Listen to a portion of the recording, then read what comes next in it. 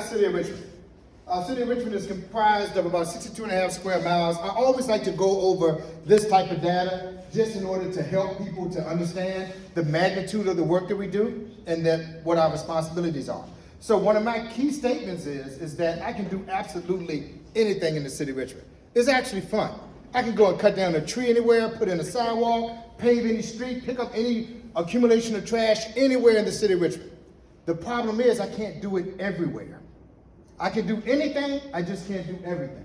We have over 200 miles of alleys, 120,000 trees located throughout the city, 84 bridges located throughout the city. So we're not just the big five that everybody thinks about with regards to Manchester and the Lee and the Mayo Bridge. We have 84. Every time you drive over a creek, every time you drive over a highway or something of that nature, that winds up being a bridge that we actually maintain. We have 42,000 streetlights located throughout the city of Richmond. And one of my proudest attributes to our city are the 879 lane miles of sidewalks. We have a lot of neighborhoods that don't have sidewalks in the city. I understand that, but most of the neighborhoods that don't have sidewalks were built without sidewalks. So when we have to go into a neighborhood that wasn't designed for sidewalks, it's almost like putting a basement on a house that's already been built. Exactly, very, very difficult to do. And so we don't want to do that just for 20 people to be able to walk their dog down the street. We want to be able to do that for high density areas where we now have a large collection of people that have to wind up walking and traversing on a sidewalk. Looking at the responsibilities of the Department of Public Works, we have, first of all, I'm the director. I have 4 deputies, Torrance Robertson in charge of operations, Mabupinda Carroll, who is our city engineer, Gail Johnson, responsible for finance and facilities, and Devona Moore Clark, who's in charge of our Office of Equitable Transit and Mobility. Our mission is very simple, to provide a clean, safe, and healthy environment. We are one of the largest departments in the city of Richmond, where we have over 13 different operating divisions. Why so many operating divisions? Because they all work in unity to make things work well.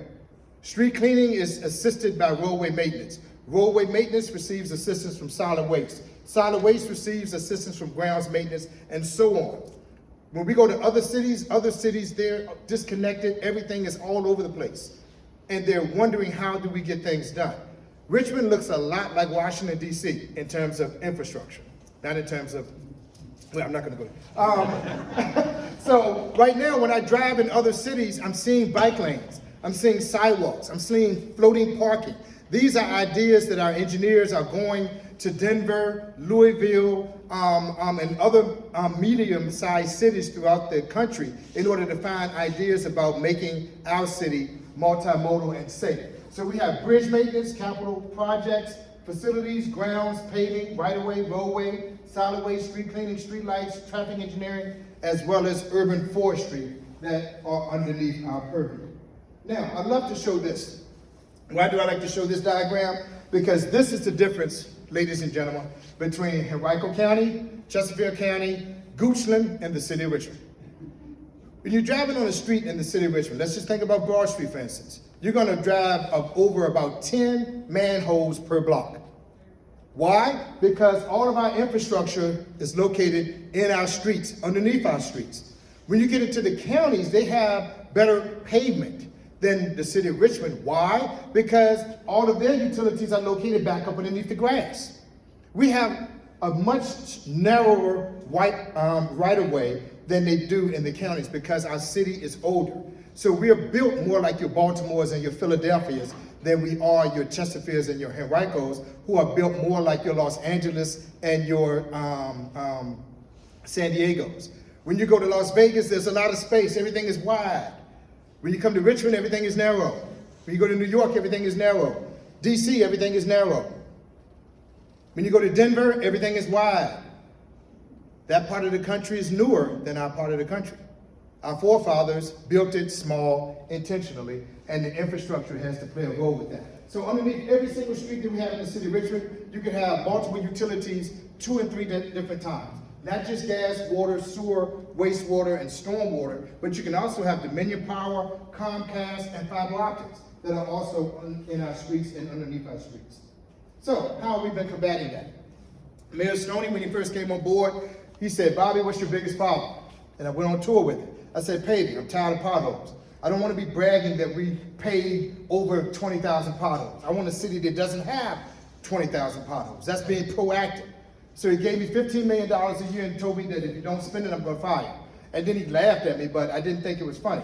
So I made certain that we put the contracts in place to spend $15 million, because for those of you all who don't understand it, it's very difficult sometimes to spend money in a municipality because of the system of checks and balances. But we did it.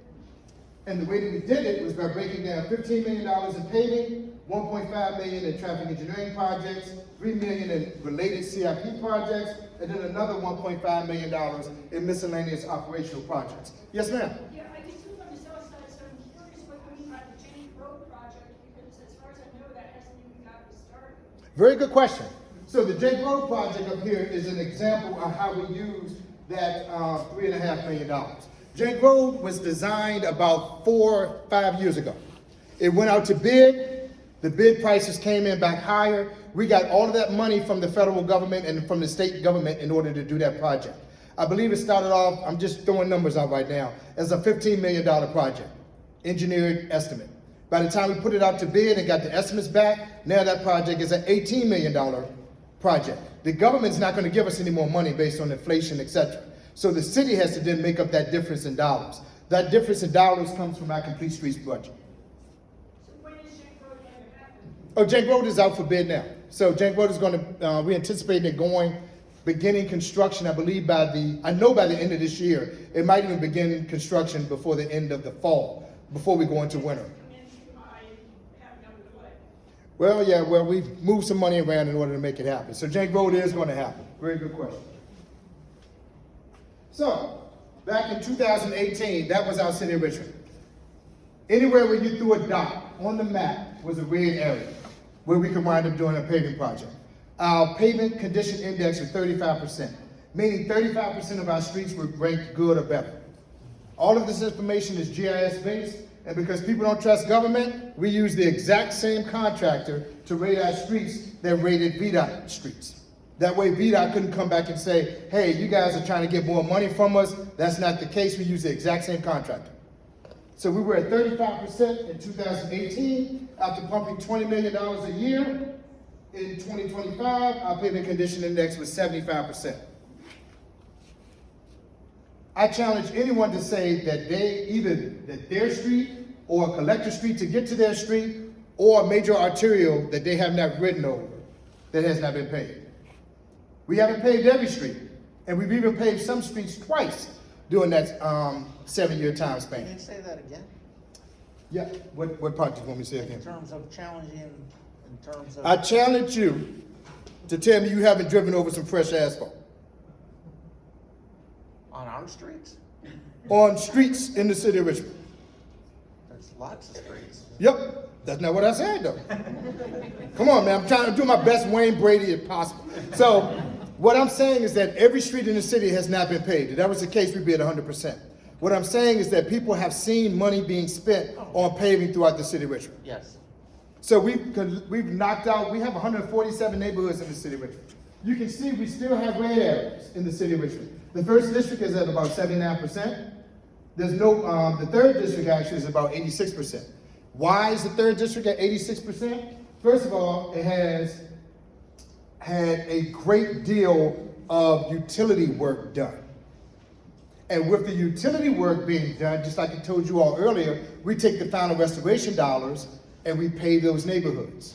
So that's the primary reason why the third district is so high in terms of pavement condition index. So question. Yes. In terms of coordination between you and DPU,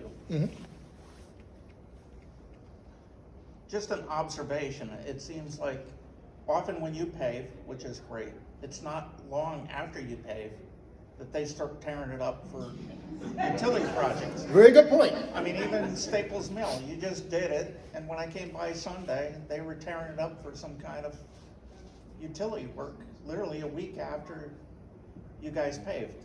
Very good point. The reason why that oftentimes happens is not because of a lack of coordination.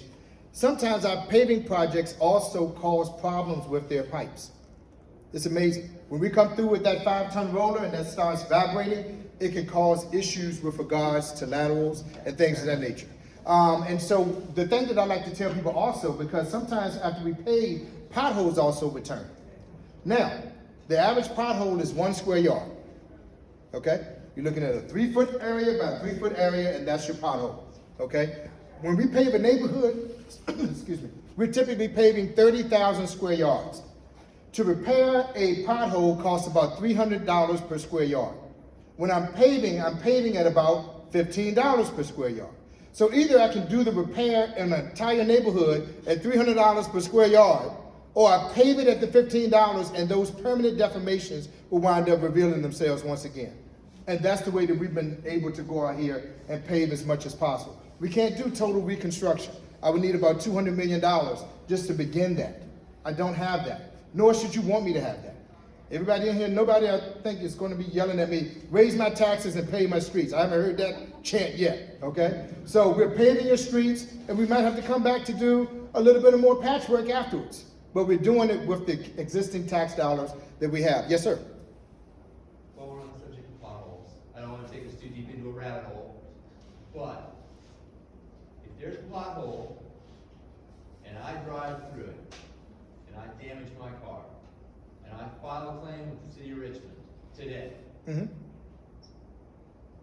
I won't get paid on that claim. 2 weeks from now, that pothole hasn't been fixed and you drive through it, you damage your car, and you file a claim, you'll get paid on that claim. The city is dodging its duty of municipal obligation to us, its taxpayers, by not being insured to pay out on any claim where somebody, the first person through the pothole was the one who ought to get paid. He's the one who raised his hand and said, hey, I'm trying to save everybody else. Is that a policy you think is fair?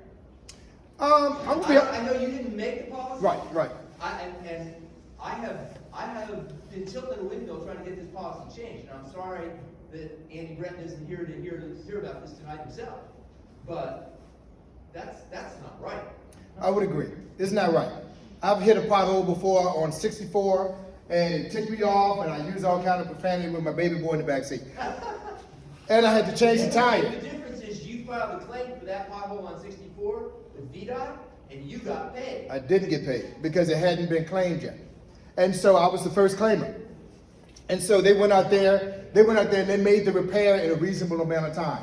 So what it is called government negligence, some type of clause that lawyers came up with. And so, to be honest, and this is really sad, but I'm going to tell you guys this. I get sued probably twice a week.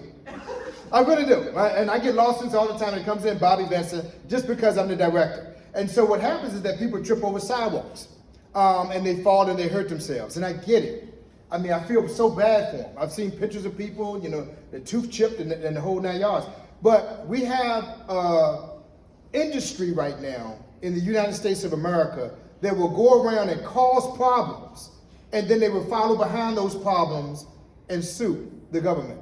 So our taxes would be skyrocketing if every government pothole that was hit, that person was paid out. And I get why lawyers do it. I don't necessarily agree with it myself, but I know that that's something that I can't change. That's the law. And so the law is made, I guess, to protect us in some cases. But very good point.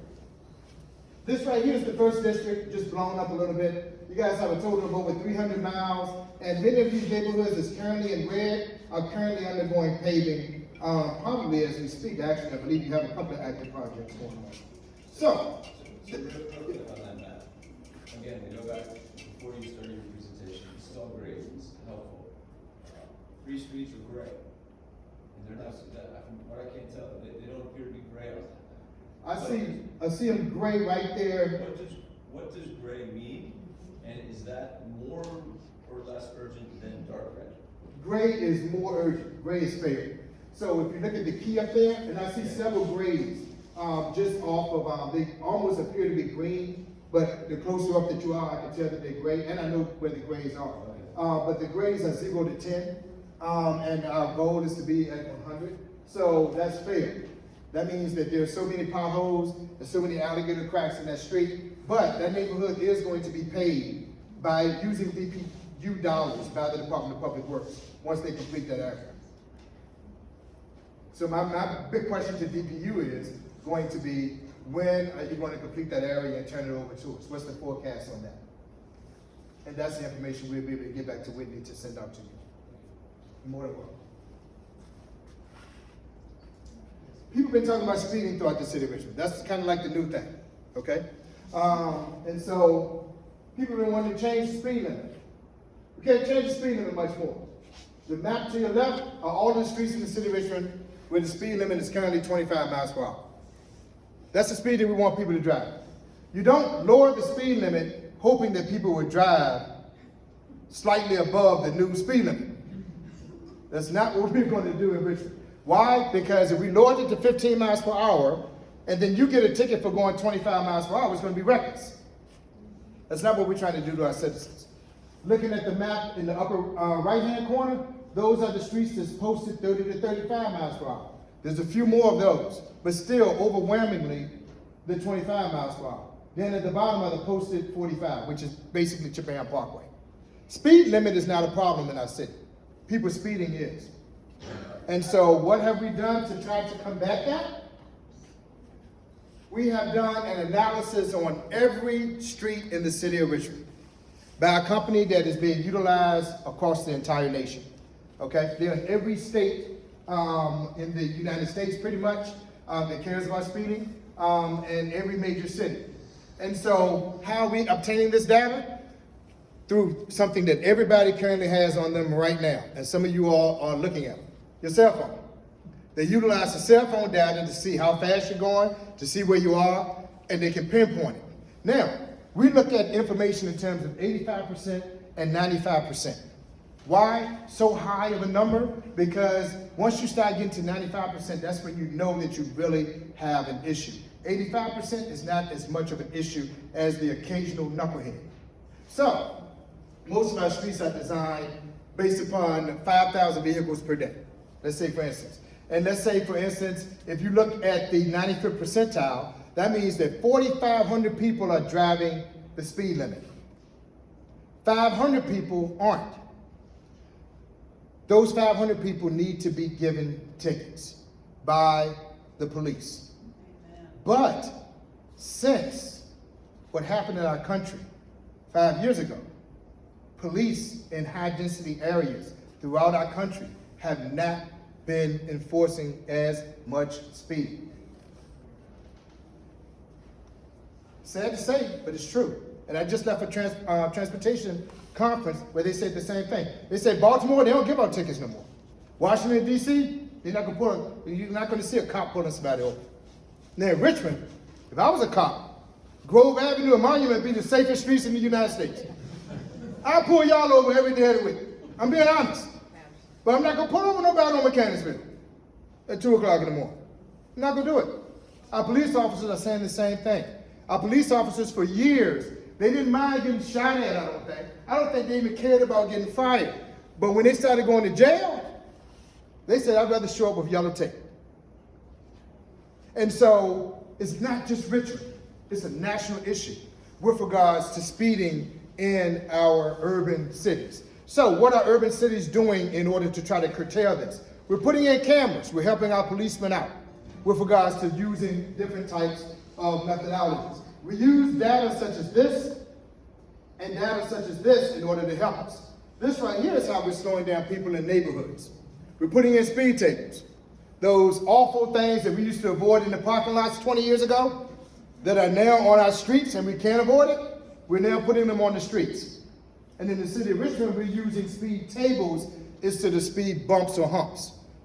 Yes, ma'am. The thought on the speed humps and tables is what's happening is then the roads that don't have those are what people are all now using. Yes, ma'am. And those of us who have neighborhoods where, haven't been speed hump, we get speeders whipping through our place to get cut across. That's a very good point. And for that reason is why we haven't been putting them everywhere.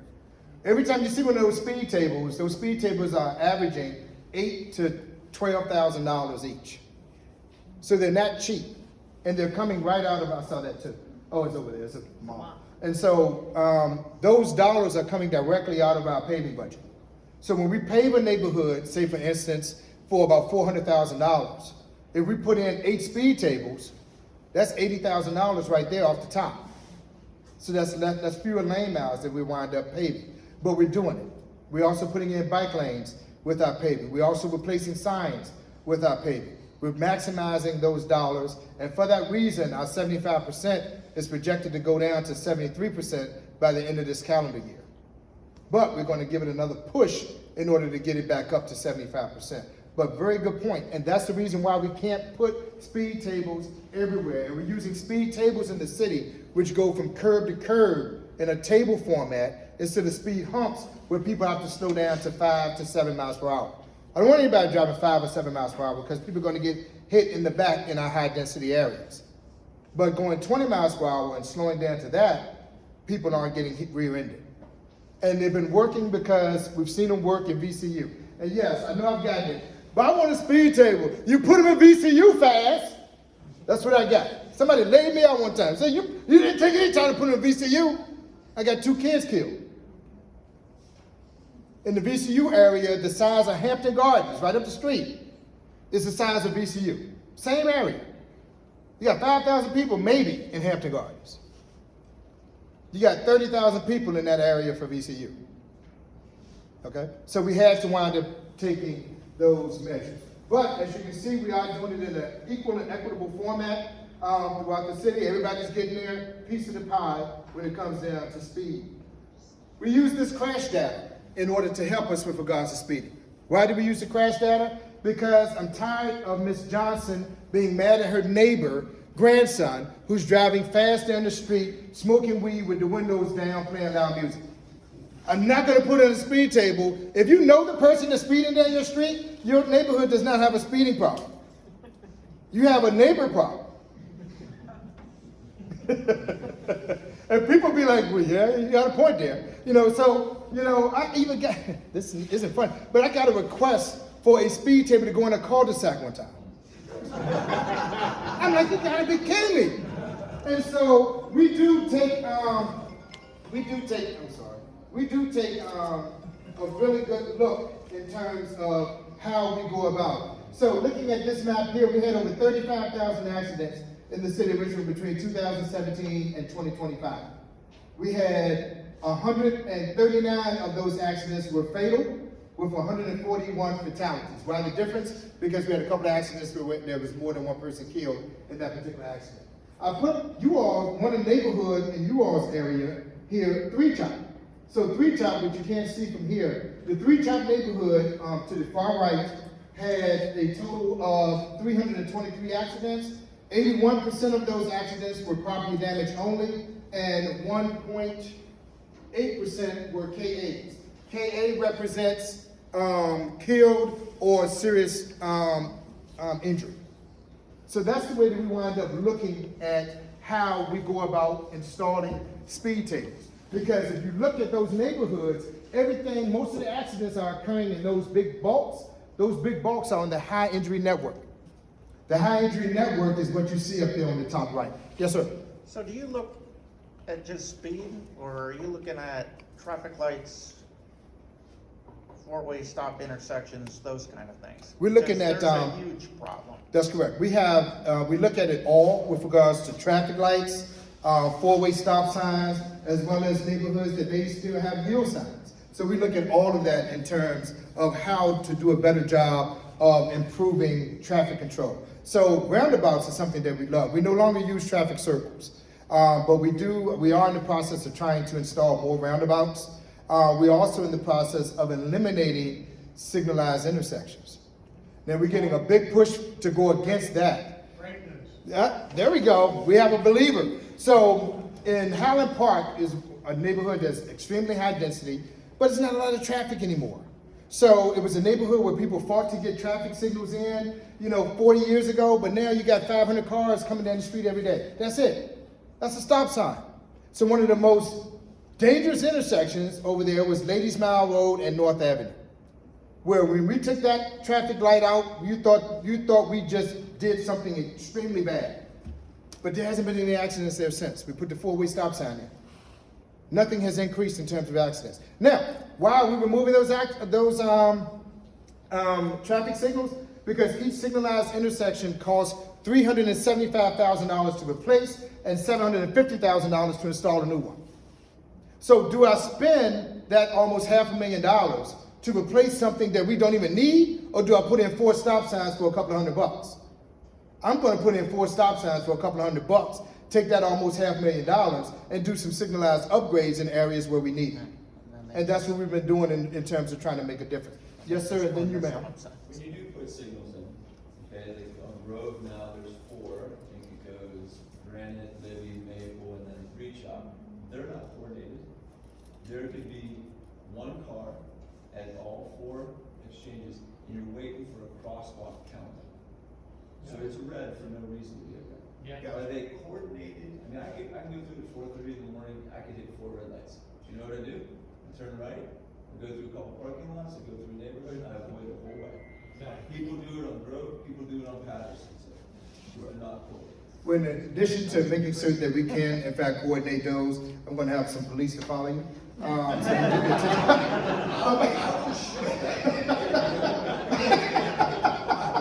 Go get you a ticket. That's what I'm gonna do for you. But I would agree, but we do have the technology in terms of being able to coordinate.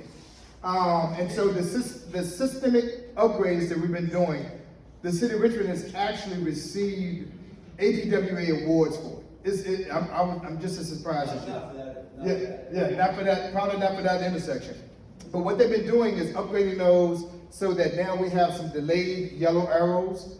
We also have backplates on some of our streetlights as well, so that when the sun is shining, remember the sun used to shine and you had the light dangling on the wire, but now you have the light on a mast arm and you have a black plate going around the back of the traffic light that prevents the sun from shining on the light, so now you can actually see the light. And we actually put in some LEDs so that you can't see what color the light is until you're in the block that is driving on. Because people will see the light turn yellow and speed up. So we're doing that in some areas, particularly downtown. I want to get this, like, I think that area definitely needs some traffic control. I also think it's a lot of pedestrian traffic right now. And I think the crosswalks make sense. But the crosswalk countdown for just on repeat, whether or not somebody pushes the button or not, disrupts the flow of the whole area. So I don't necessarily think it might not be the light, but the idea that, you know, there's a crosswalk clicking at 1 a.m. There's nobody there. Nobody's there. And I don't want people to get used to ignoring it. Yeah, and I don't want people to get used to ignoring it. So Carla has written that down and we're gonna have them to take a look at that. Because the worst thing that people can do is to say, get used to ignoring our traffic lights or our stop signs. We don't want people to get used to ignoring nothing that is regulatory. Because that's when the most dangerous accidents occur, is at intersections where you have the T-bone effect. Yes, ma'am, you had a question? Yeah, because you talked about like speed tables and removing lights, that's all great in neighborhoods, but look at that High Entry network in the top right corner. I've seen places like Hall Street, Word, Road, Chamberlain, Highway 1, I think it is on the south side.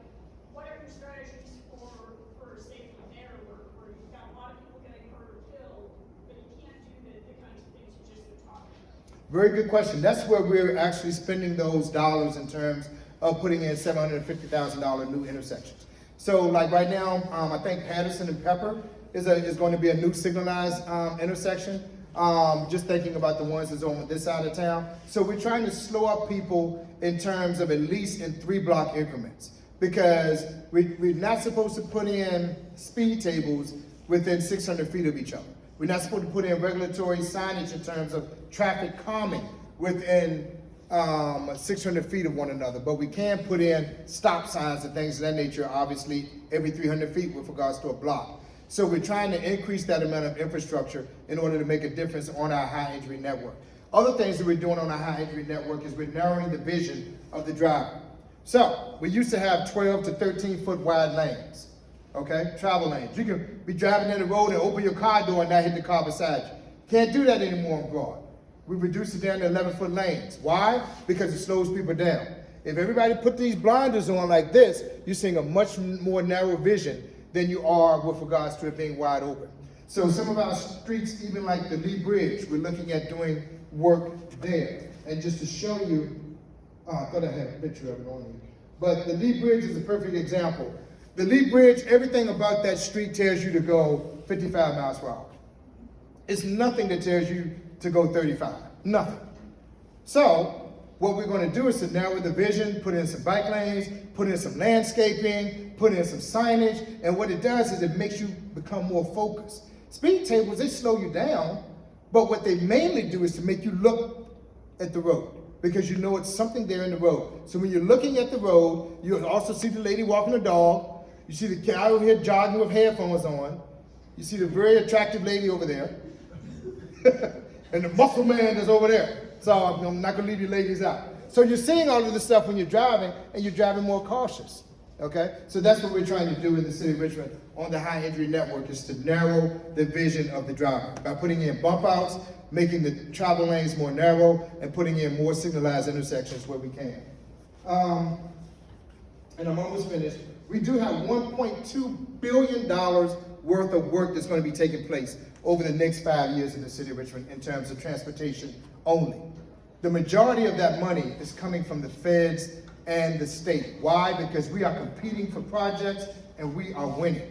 We're competing against Henrico, we're competing against Chesterfield, we're competing against Hanover, and we're winning these projects. Let alone we're competing against the Colorados and the Ohios from a national standpoint, and we are winning those projects. So we have one heck of a transportation engineering team, and we're utilizing a lot of the funds that we're getting from an operational standpoint and a planning standpoint to help our engineers to be able to execute these projects as quickly as possible, which is another reason why we are receiving awards as well.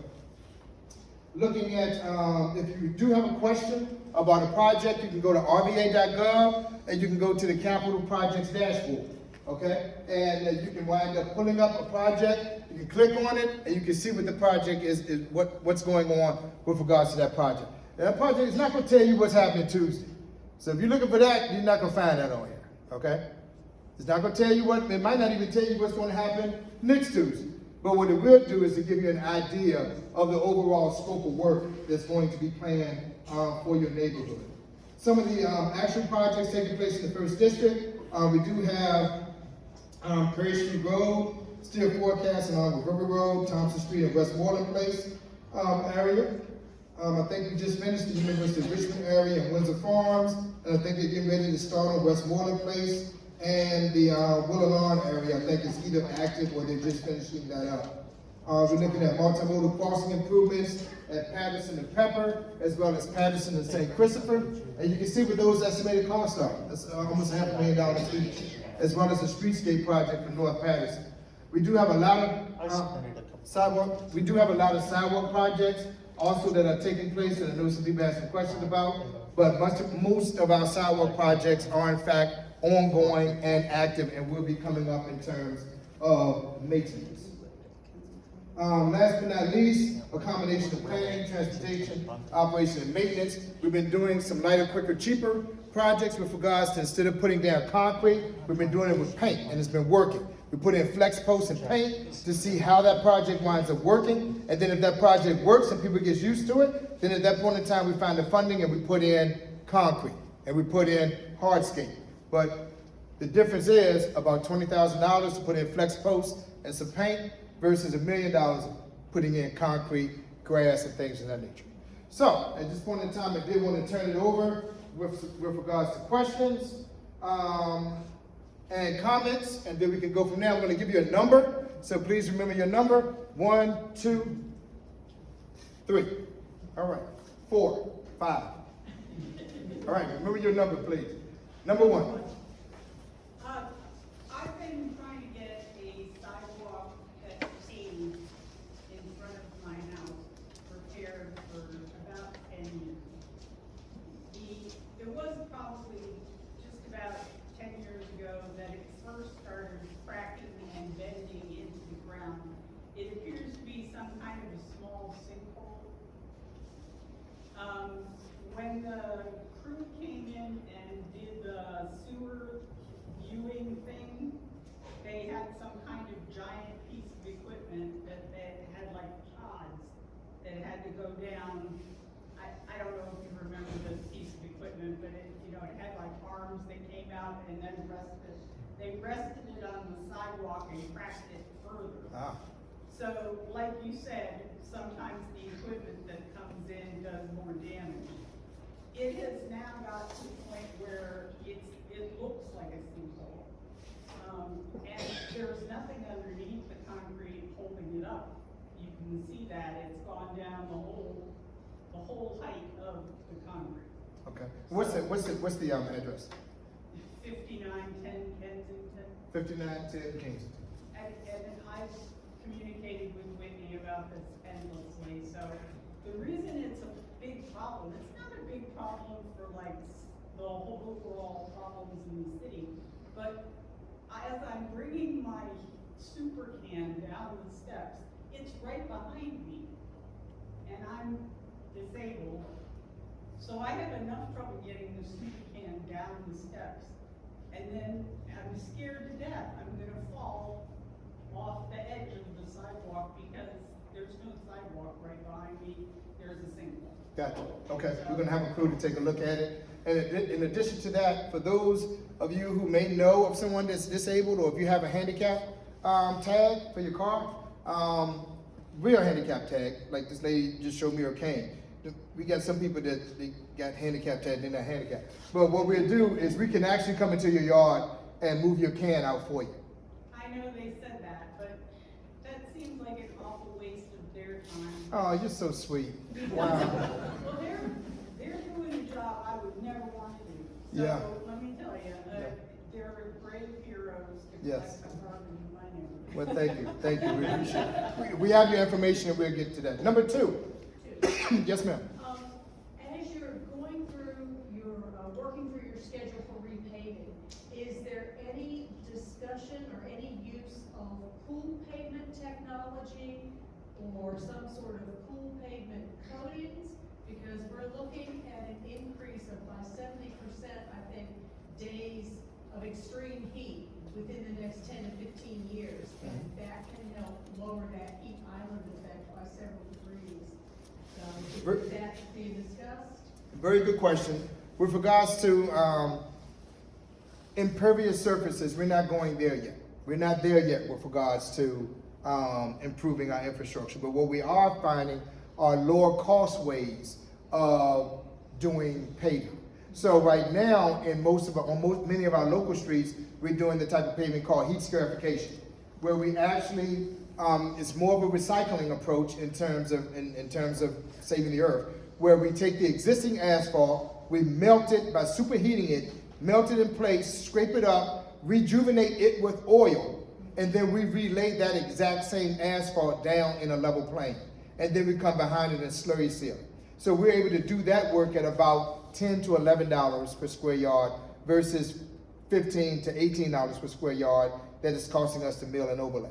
So we are utilizing newer technologies. We're also looking at putting in some porous pavement on areas on our sidewalks where we have trees, where the tree is good and healthy, but the tree roots are damaging the sidewalks. So we're looking at going back with a porous pavement there in terms of being able to save our trees. Very good point. Thank you for that. Question number 3.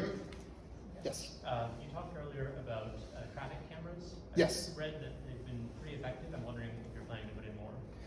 We are planning on putting in more. Right now, it's a little thing that we have an issue with regards to the General Assembly. So the Richmonds, the Norfolks, the Alexandrias, the Arlingtons, the Fairfaxes, they want the cameras. Culpeper doesn't. And there's more Culpepers in our Commonwealth than there are Richmonds. And so even with regards to the dirt bikes, many of us have seen the dirt bikes driving up and down Broad, up and down Patterson, and these guys are dying. And it's heartbreaking because we have cameras everywhere in terms of traffic cameras. And so as a part of us doing what we do, we review these accident scenes. And one of the worst ones that I saw was a guy doing a wheelie down Broad. He was going 95 miles per hour. He pulled up into a wheelie, came down out of the wheelie, and hit a car. Now, you would think that that car would have saw the guy because that car was making a left turn right at Hamilton and Broad. That car was making a left turn. But when you're going 95 miles per hour, that distance seems so far away that you think you're okay to make that left turn. and he hit the car and he died on the scene. It's accidents like that that we're seeing when people are going 100 miles per hour on Jeff Davis Highway, 75 miles per hour on Sims. And these are deaths. These aren't even the serious injuries. And so we have to do better to educate our children, educate our grandchildren, educate our neighbors about death and the realities of crime, which speeding is a crime, just like stealing, just like killing someone. We have to educate them about speeding as well, because it can lead to death. Very good point. And so we are looking at putting in more cameras around schools. In addition to that, we're looking at trying to lengthen the time period of the camera effectiveness around schools. And we're looking at being able to put in more red light cameras and speed cameras. But that right now is what we're trying to work on with regards to population, is where we're stipend there. But very good question. But on that speed camera Was by the you schools. number 4? No, I wasn't, but just. I like this guy. Just to ask you a question now, the 11 miles an hour over the speed limit in a Yes. school zone Yes. before the camera takes effect, Mm-hmm. that seems kind of outrageous. You think that seemed like it's too fast? Yeah. Yeah. See, I think that's just a rule that we all know. I mean, we said if I'm driving to Myrtle Beach, man, I put my car on cruise control 9 miles per hour over. You know, and so that's just what cops are putting. There's so many people that are going more than 11 miles per hour over, or more than 10 miles per hour over, that's the criteria that they use. And so I see what you're saying, but you know, somebody's going 36 and a 25 is not a good thing for a kid going across the crosswalk. But they're trying to stop the people from going 45. Very good point, though. I get it. Number 4, the real number 4. Yeah. Sorry. No worries. Does the Department of Urban Forestry come under DPW, right? Yes, sir. Okay. And I've been trying to follow funding for adopt-a-tree programs and those kinds of things that haven't happened for years. Is there any funding in the budget this year for that? Not for Adopt-a-Tree. You guys were killing us with Adopt-a-Tree. Adopt-a-Tree, that was the program where a citizen or a civic association could give the city $50 and then the city comes down and plant a tree. Right. The problem is, that was good when the trees was $250. But the trees are now $550. Mm-hmm. And so what was happening was that we had some neighborhoods that was buying up, like the museum district, they was buying up all of our budget with their $50, and we had to plant all of the trees somewhere within the vicinity of that area in order for them to feel comfortable with it. Yeah. So we wound it up, it became kind of inequitable. So we kind of did away with the Adopt-a-Tree program, just put it on pause for a while until we are able to revamp those costs, number 1. Number 2 is that we are looking at trying to get back to 2,000 plantings per year. So right now we're approaching the 1,500 mark with regards to tree plantings, but trees are through the roof in terms of cost. $550 per tree is killing us. And so I would say this, I mean, I'm assuming one of the goals of the Richmond 300 master plan is to increase the canopy. Yes, sir. And I think we've been in a deficit for quite a while at 2,000 trees being planted. Right. I don't think we're surplusing Right. or we're passing what's being removed. One of the things that I've been asking Whitney to try to help me with is, I understand that the city's strained and the dollars are a lot of people asking for those dollars. So, but when we get trees removed, we can't seem to get the stumps ground. If I can get the stumps ground, then I can get my neighbors to chip in and plant the tree. Right. So, but we've been trying to do this, and Whitney's been trying to help me for at least 3 months on a particular tree. if you have a couple of locations that are Yeah. exact, we can certainly get those taken care of. Okay. So one thing that I will tell you all, if you come to one of my meetings, I treat you like you're top priority because you're taking your time to come out. And I know everybody in this room is not just representing themselves. I know we have civic association presidents, we have block captains, we have people in this room that other people on the block care about because you're going to talk to them. So at that point in time, I'm here to listen and to make our community better. And so out of the 147 neighborhoods in the city of Richmond, we only have about 50 active civic associations. So we have an office that's trying to increase that amount, and looking at the 50 plus the 9 council district meetings, we do this a lot throughout the year. So we want to see your faces, and we certainly want to hear your voices. Thank you for And that. one quick follow-up. Is there a plan to do a follow-up tree survey? I think the one that's Yes. referenced in the Richmond 300 plan dates back to 2015. So, and I'm sure that there's been a big change since then. There has. We have a urban forestry master plan that is currently in the works now. That we're working with urban forestry as well as our urban forester and the Office of Sustainability. So it's going to. I'm looking forward to it. So that somebody will actually be surveying, because I think the one that's referenced from 2015 was a person from Virginia Tech. Correct. And what we had, and that still had very good data, because I mean, most of us know that trees live a long time, but we have all of the trees geocoded within a database. The problem with that database is that the condition of those trees have changed. So a tree that was rated fair then could be poor now, but the type of tree, the location of the tree, all of that information is still within that database. But we are looking at But if doing the an tree's overall gone, master plan.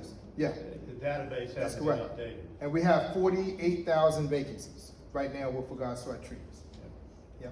Yep. Number 5. Yes. Does DPW maintain the line of sight, like with regards to where parking is permitted and the ability to like see past other cars that are parked? Sight distance, yes. Yes, we do. So you almost live like what, the museum district? Yeah. Yes. So in the museum district, one thing that we have been doing is putting in bump outs. And bump outs do 2 things. They stop cars from parking all the way at the end. In addition to that, they shorten the distance that pedestrians have to cross the street. The problem with bump outs is that they typically delete a parking space, or 2 or 4 per block. And so that's some of the issues that we've been running into. But with regards to the setbacks for that, yes. And in addition to that, working with our transportation division, we're also trying to cut back our tree limbs, which also pose a sight distance with regards to cars pulling up the intersection. So we're trying to do a massive 4-way stop implementation in the museum district, very similar to that in the FAM, where there's almost no intersection that you come to without it. But we're also doing, and many of you have already probably noticed in your neighborhoods, we've been putting in the white bars in terms of where stop signs are. So we're trying to do that throughout the entire city. It's just another additive for somebody to be able to see something visually, to be able to slow down and give everybody at the intersection a fair shot at crossing. Similar to like requesting a crosswalk be installed on the 311, can a light of sight issue be requested to be resolved in 311? And what kind of sign? The light of sight issue be requested to be resolved on that website as well? It can be, but if you have a particular intersection, just give us a phone call or let your council liaison know. Because Whitney, she does a great job. She talks to us almost daily. It's just tilted in 1 minute. Yeah, and that's something that we can certainly work on with regards to doing it. But typically speaking, 311 is mostly designed for trash cans, potholes, things of that nature. But if you have something that's going to require a capital investment, we'd rather you go through the council liaison, and then that way she can have direct connections with us. Number 6? Oh, number 6 and then number 7. Okay. There wasn't a number 6. It was. I thought I'd take advantage. Oh, all right. That was sweet. Five was the last number. Are y'all related? You related? Jump in here. 5 was the last one. Yes, ma'am. You mentioned the capital project dashboard. Yes. And I believe I understood you to say that you're not gonna be able to find out if your street's gonna be paved next week. It's not to that level of detail, which I would understand. However, I've been on one of those failed streets that's been failed for years and years and years. And can we get to the point where we can at least see a project plan where it says, in the 3rd quarter, they're gonna be doing DPU work on Hanover Avenue, and in the 4th quarter, they're gonna be paving Hanover Avenue? Something that's, I understand why it's not a week or 2 weeks in advance, but that's, there must be some master plan that a project plan that speaks to sort of at least a quarter by quarter view. It is. So at the beginning of every year, we put out our paving plan for that fiscal year. and the streets and neighborhoods are identified on there, and we don't put the timeline on it, but they're going to be done that fiscal year. If you get in contact with us, we generally can tell you whether it's going to be spring, summer, or fall of that particular year. With the DPU projects, it gets a little bit more tricky because they don't know what they're going to encounter. And so, like, one of the worst scenarios was that a council person and their liaison put the information out because the guy on the backhoe told them it was finished, and they put the information out and they were embarrassed, so we wound it up, they made us, because they were going to legislate us paving that neighborhood. So we paved the neighborhood, and now it's going to get torn up in about 6 months. And so I don't want to do that, and I don't have a problem telling council, if you want me to do something that's stupid, you got to legislate it. I don't have a problem with that. So at this point in time, the answer is no, other than to get in contact with Whitney, and we can let you know. That's the best way. Yes, ma'am. Just a quick question, and no offense to anyone who has tall cars, trucks. I drive a city appropriate sized car. I drive a Mini Cooper. It's where I am low slung. And when you're talking about seeing around to, go around somebody to, can you take a right or that kind of thing, the height of cars, I cannot anymore see around, where it's like, do I need to get a tall car so I can at least see what's going on? I have no clue what the answer would be to that, but just be aware that there's other visual things that block people from being able to see that maybe we can't control, I don't know, but. Yeah, you kind of hit a nerve with me there. I'm 5'7", and you look like you're taller than me from your extremities, and I get it. I'm 5'7" as well. Yay! Here's to the under 6 footers. At the end of the day, it is a problem, especially with the amount of Suburbans, and a lot of the Suburbans are driving fast. Got to get to soccer practice. And that's happening. That's happening. And I'll be real. I tell you guys, when I go to neighborhoods, I know your neighborhood just as good as you do. I've been with the city for 32 years. I was born in Richmond Memorial Hospital. So you're looking at native Richmond here. So whether I'm coming and talking to you, or I'm going to Wickham Court, I tell everybody the same thing about their neighborhood that is factual about their neighborhood. I laid this one lady out one time, and then I'm going to end it, because she told me that you pave everybody else's neighborhood, but not ours. So I was like, oh my God, I'm this old, the black lady's going to be mad at me, but I got to do it. And so I told her, I said, when's the farms hasn't been paid? And so she sat down and got quiet and put a little frown. I said, but you weren't there when I paid Wickham and Fairfield Court. I don't pay based on race or socioeconomic conditions. I look at everybody in here in terms of Richmonders. I call it the Wawa theory. All of us go to Wawa. How many of y'all been to Wawa? I've been to Wawa. So when you're at Wawa, you don't care about the person's socioeconomic condition. You're going there to get your gas, get your little hash brown, maybe a sandwich, some of that lemonade, and get out of there, and coffee. It's the Wawa theory. We all live together, we all work together, we all play together. The thing is that this is our home, Richmond. So I want to make Richmond the best that I can in every community, give them those communities what they need.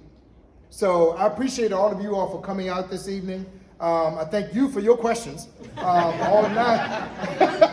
But this is what we come out here for. So hopefully you all were able to get something from it. Whatever you missed, go to rva.gov and you can go to DPW page and you can see our projects. And if you don't, by all means get in contact with Whitney, who will get in contact with us. Thank you very much. Thank you.